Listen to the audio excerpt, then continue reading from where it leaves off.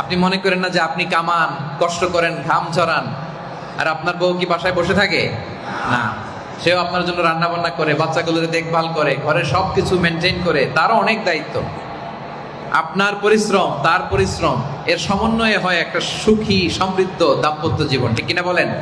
নারীরা হচ্ছে পুরুষের সহকর্মী, সহযোদ্ধা, পার্টনার, কাউন্টার পার্ট। নারীদেরকে বাদ দিলে এ সমাজের উন্নয়ন সম্ভব হবে।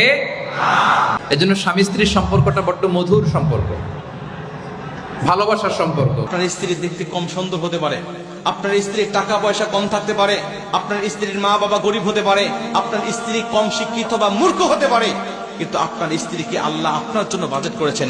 আপনার জীবনটাকে সুখময় শান্তিময় করার জন্য, আপনাকে ভালোবাসার জন্য আল্লাহ আপনার স্ত্রীকে বাজেট করেছে। আর ওই স্ত্রীকে যদি আপনি অপছন্দ করে, তাকে যদি আপনি অবহেলা করেন, তাকে যদি আপনি গালিগালাজ করেন, তার মানে আল্লাহর সিদ্ধান্তের বাহিরে আপনি কাজ করলেন। এজন্য আমার আল্লাহ পাকের সিদ্ধান্তের বাহিরে কাজ করার কারণে আল্লাহ পাক আপনার উপরে নারাজ হয়ে যাবে।